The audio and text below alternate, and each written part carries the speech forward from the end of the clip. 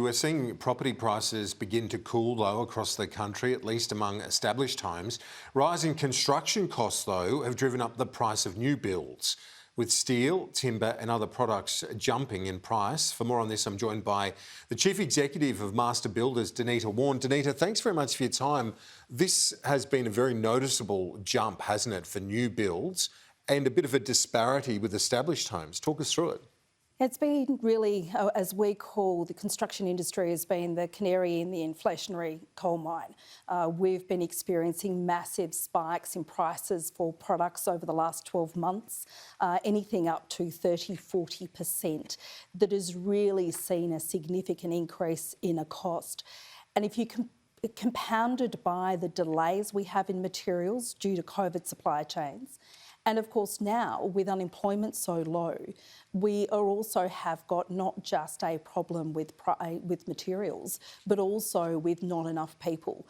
And it's really skyrocketing those costs and also adding significant delays, which are creating huge tensions in the industry. Yeah, I can imagine and seen bits of it. But you've got when we talk about the building materials, it's right across the board, isn't it?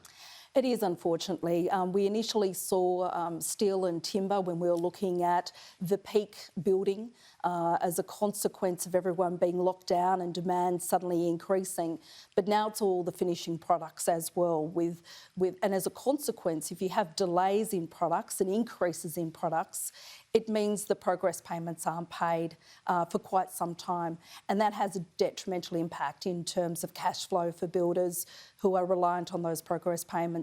And so as a consequence, they've got not only a cost crunch, but also a cash flow crunch as well. But then in the flip side of it, if we have increasing inflation and significant increases in interest rates, we'll see a rapid decline in a demand for new builds, which means we've gone from a boom to bust very, very quickly. And that's why getting the economic settings is so incredibly important over the next 12 months.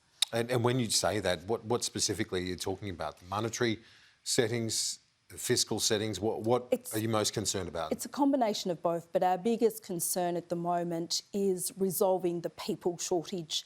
That is really where the crunch is. We desperately need more people in this country working. We know the new government has put it as a priority in terms of immigration, but we need to resolve those skill shortages just so we don't see so many delays.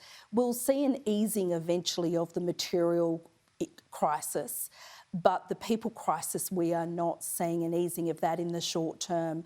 But we want to ensure that there is stability of demand as well as stability of supply, and that is going to need industry working with governments at all levels. And this crunch coming at a sort of a perfect storm, a time of increased demand in this space as well. We normally spend tens of billions of dollars travelling overseas, Australians, don't we? Yes. So being stuck at home and that COVID experience has seen a lot more people spend money on renovating and building new homes. So it's sort of come at a time of peak demand as well. Absolutely. We've had a roller coaster of experiences over the last 2 years. In June of 2020, we had no contracts.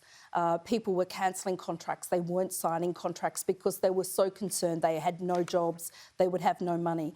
But as COVID progressed and we had JobKeeper, people kept their jobs, COVID wasn't as bad. As you say, $55 billion is spent a year by Australians overseas. And where did that money go? Much of it went into homes, new homes, renovations. So it's been fantastic for builders, but as a consequence of that price increase and those delays, the margins have been eroded because of the fixed price nature, particularly in residential building.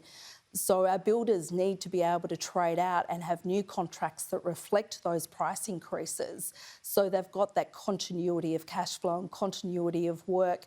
And of course, consumers are seeing sudden price increases of 20, 30% on quotes. And our concern is if that continues to be so high, demand's going to suddenly decline, and we don't want to see that happening. And when you talk about the ability of your members to be able to redo contracts and so on, what's the situation across jurisdictions? I know some jurisdictions don't allow that to happen.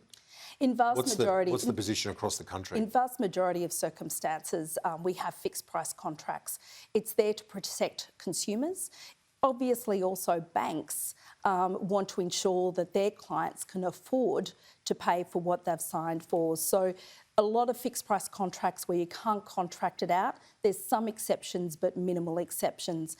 Slightly different in renovation market, but nevertheless, most of the time the builders are taking on these cost increases themselves, and we're seeing an increase in builders relying on their own personal assets to cover that shortfall. Master Builders Chief Denita Wawn, thanks, appreciate it. Pleasure.